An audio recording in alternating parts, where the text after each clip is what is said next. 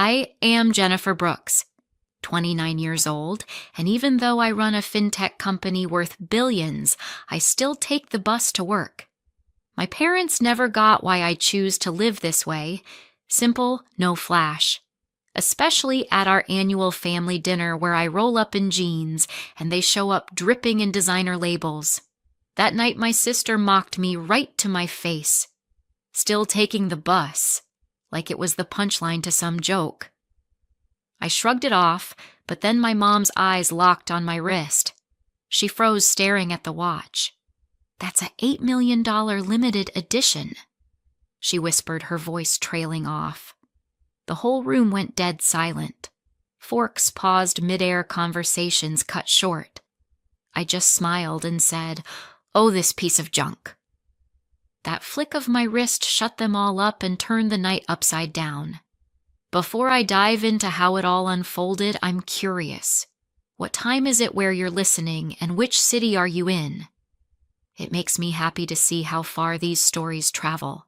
Hit like if you've ever dealt with family judgment and subscribe for more raw tales like this. Growing up as the daughter of Robert and Stephanie Brooks meant elite private schools in McLean, Virginia weekends, sailing on Chesapeake Bay, and every luxury a kid could dream of. My father started his logistics firm from a single truck, scaling it into a powerhouse through relentless deals and sharp instincts. My mother hailed from a family with deep roots in real estate, her side owning prime properties around Washington, D.C. They handed me every advantage, but they also drilled in the idea of sticking to the family playbook. My sister Kayla was all in on that, coasting on connections, flashing the perks. But I craved something independent. After graduating from Georgetown's business school, I shocked them by passing on a cushy executive spot at Dad's company. Instead, I grabbed an entry-level role at a scrappy fintech startup downtown. Dad scratched his head but backed me, saying it built character. Mom flipped out, convinced I was squandering my education on some pipe dream. She sat me down one evening, her voice tight. "Jennifer, we've given you the world. Why throw it away for uncertainty?" I explained it was about forging my path, but she shook her head, worried I'd end up regretting it. Kayla was worse. She called me right after, laughing. "You could be cruising in a BMW by summer if you joined Dad," she snickered. "But sure, go slave away coding budgets for geeks who'll tank before Christmas." I brushed it off, telling her success wasn't about wheels. She rolled her eyes like I'd lost it, then texted memes about broke entrepreneurs for weeks. The startup was a whirlwind. High energy, packed with sharp minds crafting apps to democratize finance for average folks. I dove in, learning fast, starting with data entry, but quickly moving to analysis. Days blurred into nights, debugging algorithms that helped everyday people track investments without big bank fees. The team was diverse, from coders fresh out of MIT to veterans who'd seen booms and busts. I handled client demos, tweaking features based on real feedback from small investors struggling with market volatility. One pitch stood out. We landed a mid-size credit union by showing how our tool cut their fraud detection time in half. That win boosted morale. Celebrations were simple, just team lunches at a local deli. Promotions came quick.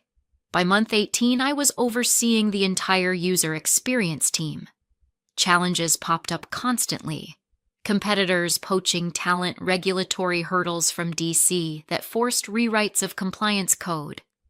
But the wins fueled me, like when our beta app helped a retiree spot a scam before losing savings.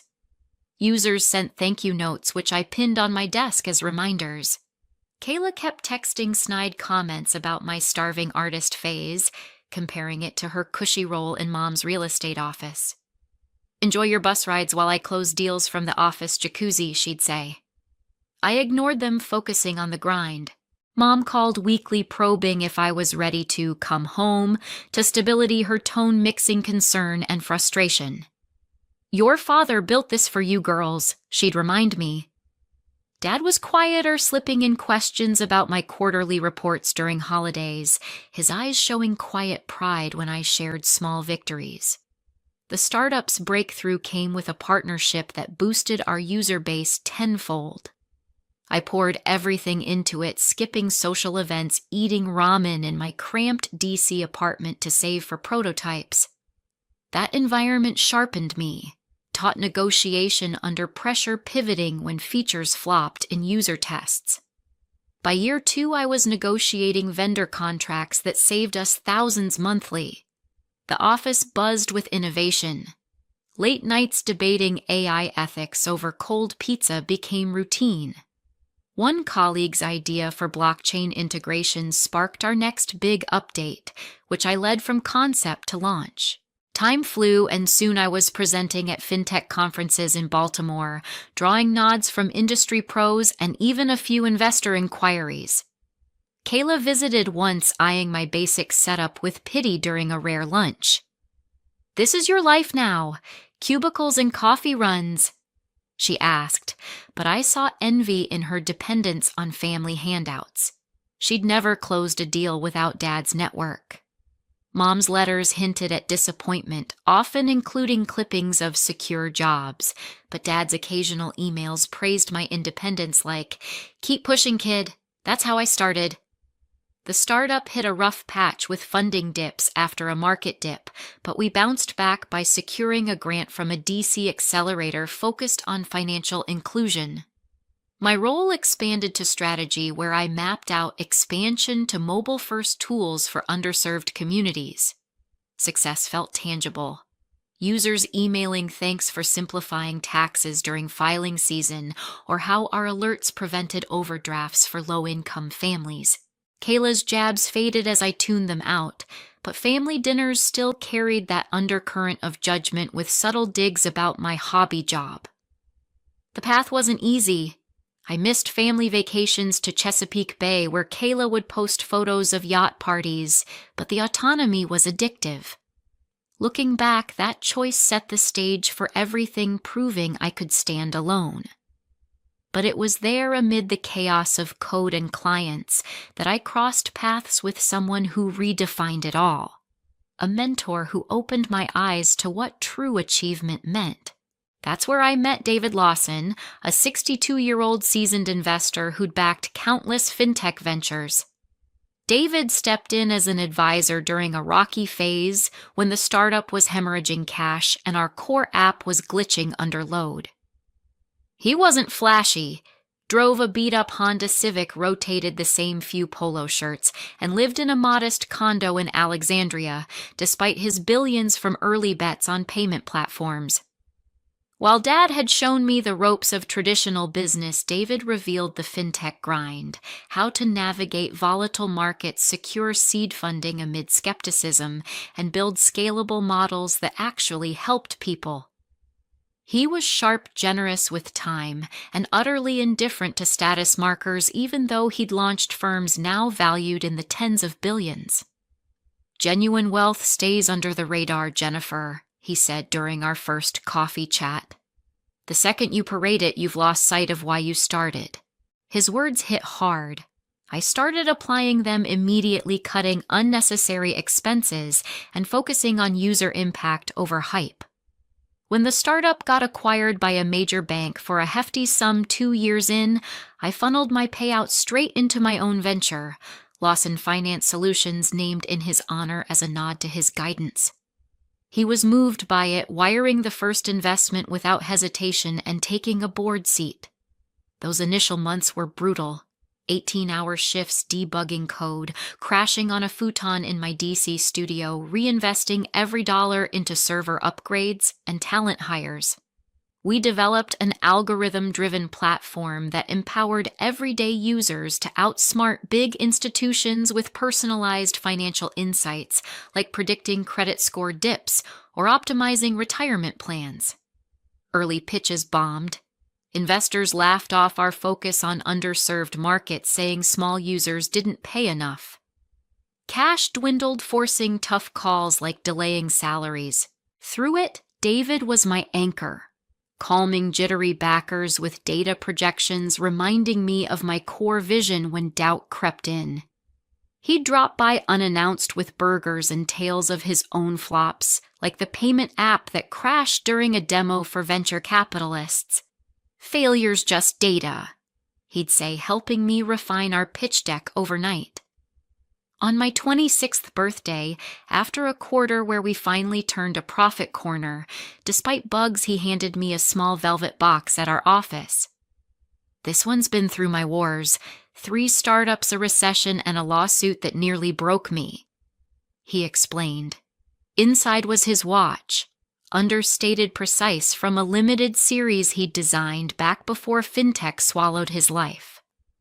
I'd read about it in profiles, but underestimated its rarity.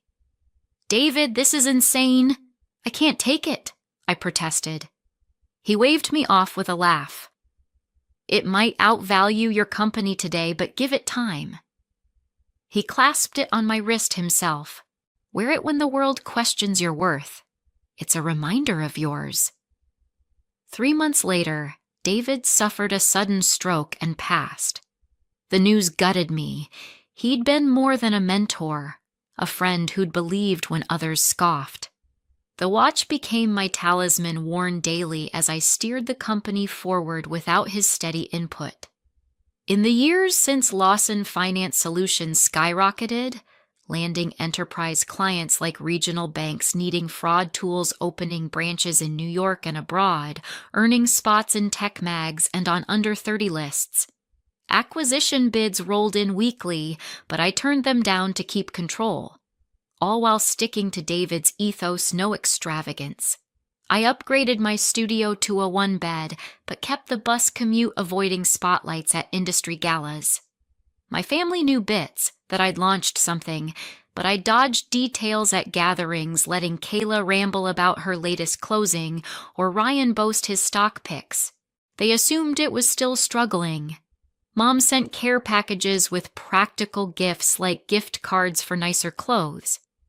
Dad checked public filings occasionally, his calls growing curious about revenue spikes he spotted. Uncle James' dad's competitive brother, who'd married into finance clout, would probe casually, but I kept responses vague. The annual Brooks family dinner loomed as a ritual at my parents' sprawling estate in McLean, a colonial-style home with views of the Potomac often featured in local lifestyle spreads. Uncle James always amped the rivalry, leveraging his wife's connections for high-roller deals.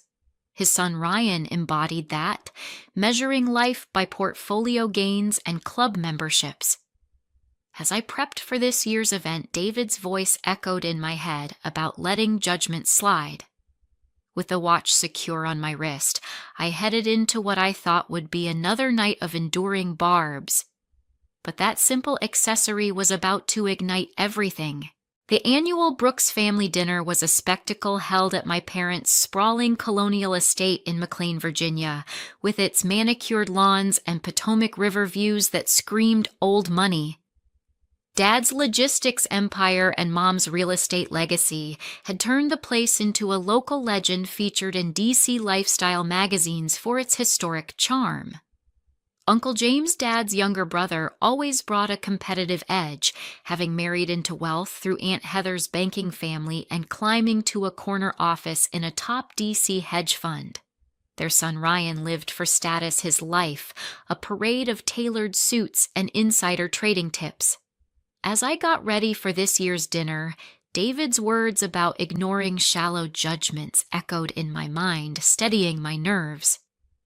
I chose my usual outfit, dark jeans, a plain navy sweater, minimal makeup, and his watch its subtle weight grounding me.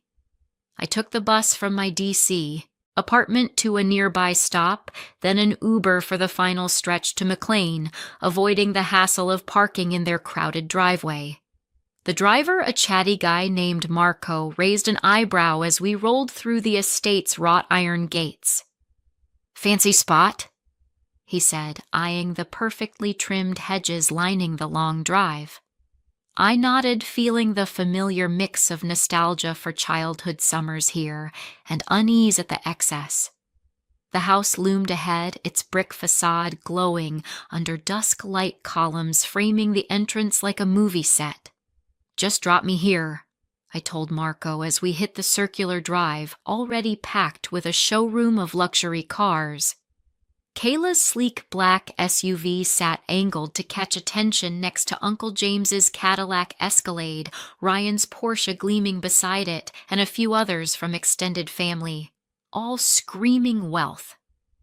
My Uber, a standard Toyota Corolla, stuck out like a sore thumb as it pulled up to the grand double doors. I thanked Marco, tipped generously through the app, and stepped into the crisp Virginia evening. From a window above, I caught Kayla watching her smirk, obvious, even from a distance, likely noting my budget arrival. Before I could knock, the doors swung open, revealing Carlos, the family's longtime butler, his crisp uniform softened by a warm smile. "Miss Jennifer, good to see you," he said, his voice carrying genuine kindness. I smiled back, asking, "How's Elena and the kids, Carlos?" His face lit up. "Elena's good, and Juan just got into UVA, engineering thanks to your essay tips last summer." I grinned, thrilled for his son. "That's amazing. First in the family, right?" He nodded proudly, ushering me into the grand foyer with its polished marble floors and chandelier casting soft light. Voices and soft jazz spilled from the dining hall, the air thick with the scent of roasted herbs. I took a deep breath, bracing for the usual scrutiny. Mom spotted me first. Stephanie Brooks' early 60s stood poised in a tailored emerald dress that cost more than my rent. Her blonde hair swept into an elegant updo. She excused herself from chatting with Aunt Heather and glided over, her smile tight. "Jennifer, darling," she said, air kissing my cheeks before stepping back to scan my outfit with a quick, critical glance. "That sweater again, I sent you a Valentino blouse for Christmas. It'd be perfect tonight." I gave her a quick hug, feeling her stiffen slightly. "This is comfy, Mom, and I'm good," I replied, keeping my tone light. She sighed, muttering, "At least it's cashmere," before leading me toward the dining hall. Dad was deep in conversation with Uncle James by a towering fireplace, but he broke away when he saw me. Robert Brooks, tall and silver-haired, carried a quiet strength. Despite his wealth, his suit understated compared to Mom's flair. His hug was warm, smelling of cedar cologne. "Good to see you, kid," he said, studying my face. "You look worn out. That startup's still running you ragged." I admitted, "It's busy, Dad, but good busy." He nodded, his eyes catching something in my expression. "Saw your firm's name in a trade report. Big contract with a credit union. Not bad." I smiled, surprised he'd noticed. "Thanks, Dad. We're getting there." Before I could say more, Uncle James approached, martini in hand, his smile more polished than genuine. "Jennifer, you made it," he said, his tone carrying a faint, patronizing edge. "How's that little business venture holding up, still afloat in this economy?" Dad frowned slightly at his brother's jab, but I kept my cool. "Doing fine, Uncle James, thanks for asking." He patted my shoulder like I was a kid selling lemonade. "Persistence pays, I suppose. Ryan's killing it at the fund. Just led a merger that's netting us millions." I nodded politely. "That's great for Ryan." Aunt Heather joined us, her diamond earrings catching the light. "Jennifer, you should visit our new beach house in Chesapeake Bay," she said, her voice dripping with practiced warmth. "It's modest, but the views are to die for."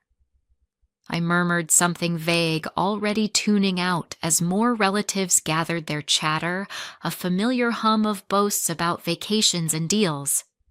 The weight of David's watch steadied me, reminding me to stay focused on what mattered. A staff member announced dinner, and we moved toward the dining hall, a cavernous room with crystal chandeliers and a table set for 20. Dad walked beside me, his voice low.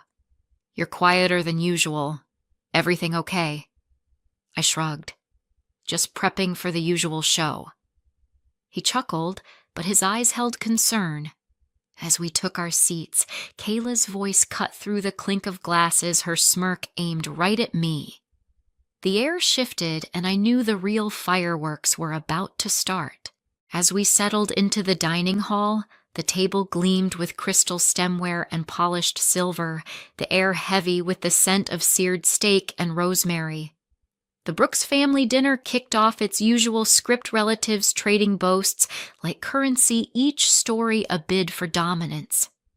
Ryan led the charge, casually mentioning his new Rolex Daytona, its bezel catching the chandelier's light as he waved his wrist.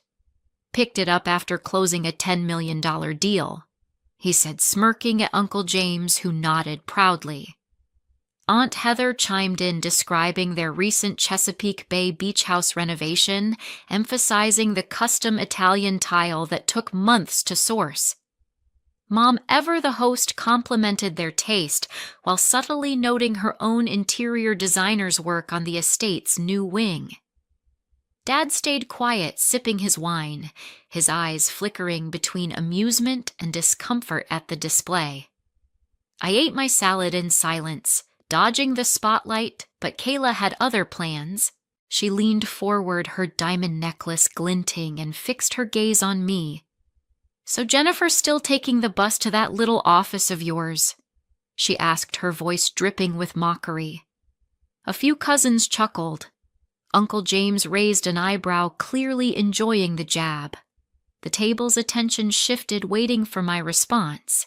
I kept my fork steady, David's watch, a grounding weight on my wrist, and said calmly, "It gets me where I need to go, Kayla." She laughed sharply. "Come on, you're almost 30. Don't you ever get tired of slumming it with the commuters? I mean, public transit in D.C. is a nightmare." The room tittered again, Mom looking embarrassed, Aunt Heather offering a pitying smile. I took a sip of water, ready to move on, but Mom's eyes suddenly locked on my wrist, her fork pausing midair. Her face froze, a mix of shock and recognition. "Jennifer," she said, her voice low, but cutting through the chatter, "that watch, where did you get it?" Every head turned. Kayla's smirk faltered, sensing the shift. I glanced down at the watch, its simple design betraying nothing of its value, and extended my arm slightly. "This just something I wear every day," I said, keeping my tone casual. Mom leaned closer, her eyes narrowing. "That's a David Lawson original, isn't it, from his limited collection?" The room went dead silent, glasses clinking to a stop. Dad looked up, confused but curious. Uncle James frowned, setting down his wine. "Lawson, the fintech billionaire who died a few years back?" he asked. Mom nodded, still staring. "He designed a small batch of watches before his first company took off. Only a handful exist. That's worth at least $8 million now, maybe more since his passing." A collective gasp rippled through the table. Kayla's mouth dropped open. Ryan's fork clattered against his plate. I shrugged, letting a small smile slip. "Oh, this piece of junk," I said, pulling my sleeve back to show it off. The room stayed frozen, all eyes on me. Dad broke the silence, his voice steady but intense. "How did you get that, Jennifer?" I took a breath, feeling David's lessons anchor me. "David Lawson gave it to me before he passed.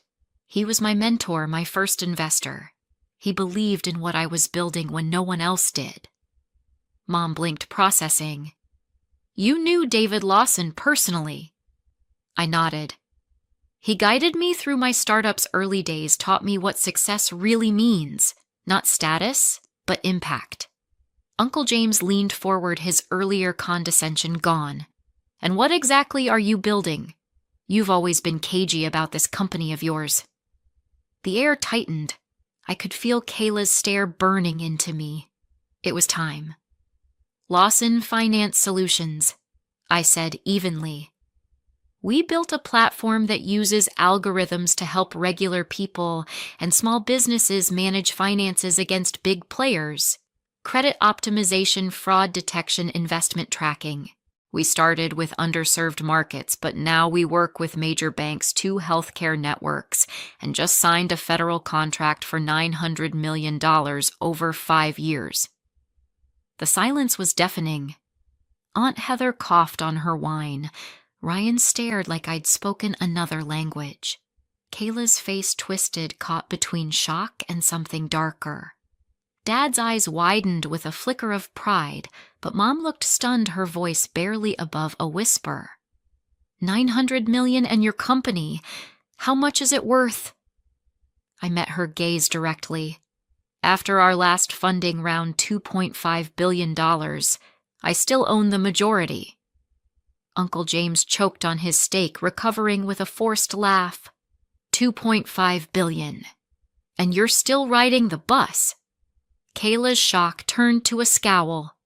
So you've been sitting on billions this whole time, acting broke to make us look bad.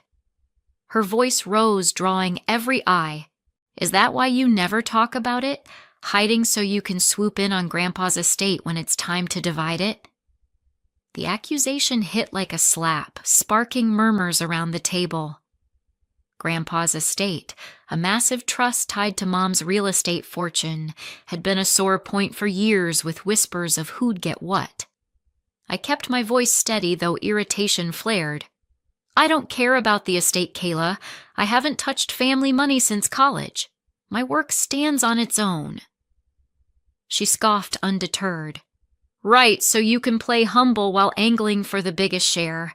That watch alone could buy half of DC, and you're pretending it's nothing. Mom looked torn, glancing between us, while Dad's jaw tightened, clearly displeased with Kayla's outburst. Uncle James jumped in, his tone now overly friendly. Now, Kayla, let's not jump to conclusions. Jennifer, that's an incredible achievement. Why keep it so quiet? His sudden warmth felt hollow, like he was already calculating how to leverage my success. Aunt Heather nodded vigorously. Exactly, dear. You should be proud. Imagine what you could do with a proper office, maybe a place in Georgetown. Ryan, still processing, muttered, $2.5 billion. That's bigger than Dad's fund. The shift was palpable. Their pitying glances turned to calculated interest, their earlier jabs replaced by awkward flattery. Mom reached for my hand, her voice soft but probing. But Jennifer, why live like this? That tiny apartment, the bus. You could have everything. I pulled my hand back gently, David's watch catching the light. I have what matters, Mom. David taught me success isn't about what you show off. It's about what you build and who you help. Our platforms saved thousands from financial ruin, streamlined healthcare billing, cut government waste. That's enough for me. Kayla rolled her eyes, her voice sharp. Oh, please spare us the saint act. You're sitting on billions and wearing a fortune, but we're supposed to believe you're above it all. Her words stung, but they also clarified something I'd ignored for too long. This family measured worth by what glittered, not what lasted. Dad spoke up, his tone firm. Kayla, that's enough. Jennifer's done something extraordinary. But Kayla doubled down, pointing at me. She's been lying to us, Dad, pretending to struggle while she's richer than all of us combined. And now she's got that watch. You know it'll tip the scales when Grandpa's trust gets split. The table erupted in whispers, relatives exchanging glances as the old estate feud reignited. Uncle James tried to steer the conversation, asking about my federal contract, but his eyes gleamed with opportunism. Aunt Heather suggested I meet her financial advisor, as if I needed one. Ryan asked about stock options, his tone too eager. The room felt suffocating, their newfound interest as shallow as their earlier scorn. I looked at Mom, hoping for a shred of understanding, but she just stared at the watch, murmuring, $8 million on your wrist, and you never said a word. The betrayal in her voice cut deep, but it also snapped something into focus. This wasn't about recognition. It was about control, about fitting me into their world of appearances. Kayla's accusations, the family's sudden pivot to flattery, the undercurrent of greed over Grandpa's trust, it all exposed a truth I couldn't unsee. David's watch felt heavier now, not just a reminder of his lessons, but a line between who I was and who they wanted me to be. As the dessert plates arrived untouched by the tension, I realized I was done trying to bridge that gap. The fireworks Kayla started had burned away any hope of connection, and my decision, final and unyielding, was closer than ever. As the dessert plate sat untouched, the dining hall's tension lingered like a storm that wouldn't break. The family's pivot was instant gone, were the smirks and pitying glances replaced by a cloying eagerness that felt worse. Uncle James leaned across the table, his smile too wide, asking about potential partnerships with my company, as if his hedge fund could ride my coattails. "Jennifer, we should talk. Your algorithms could complement our portfolio strategies," he said, his tone dripping with opportunism. Aunt Heather jumped in, suggesting I meet her charity board connections, her eyes gleaming with the prospect of bragging rights. Ryan, who'd barely spoken to me in years, suddenly wanted details on our stock structure, asking if I'd consider opening up shares for family. Even Mom, still reeling from the watch's reveal, pressed me about moving to a proper DC penthouse, her voice soft but insistent. "You deserve better than that shoebox apartment, darling. It's not fitting for someone of your status." Kayla, though, was the worst. She pulled back from her outburst but didn't apologize, instead, offering a forced smile and a half-hearted, "I didn't realize you were doing so well, Jen." "Good for you."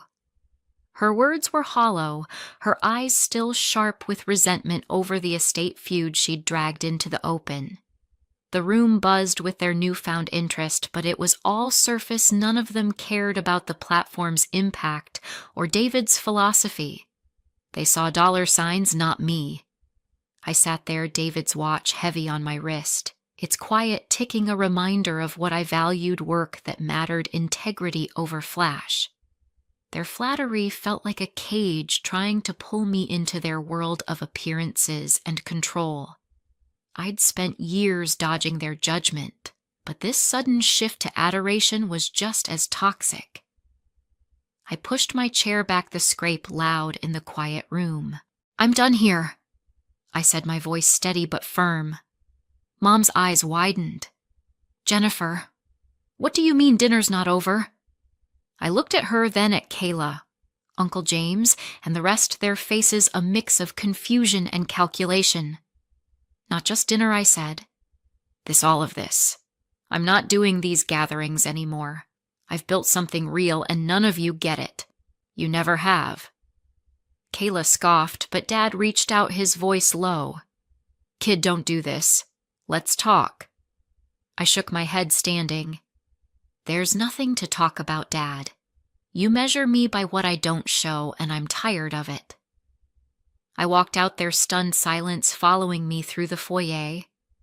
Carlos caught my eye at the door, his nod subtle but understanding. I ordered an Uber, blocked their numbers on my phone before the car even arrived, and left the estate for good. Back in my apartment that night, I sat on my couch, David's watch in my palm, its weight grounding me. I'd learned something brutal, but clear, true success isn't about wealth or recognition. It's about living your values and making a difference, even if it means walking away from those who can't see it. David taught me that impact matters more than image, that building tools to save families from financial ruin outweighs any mansion or title.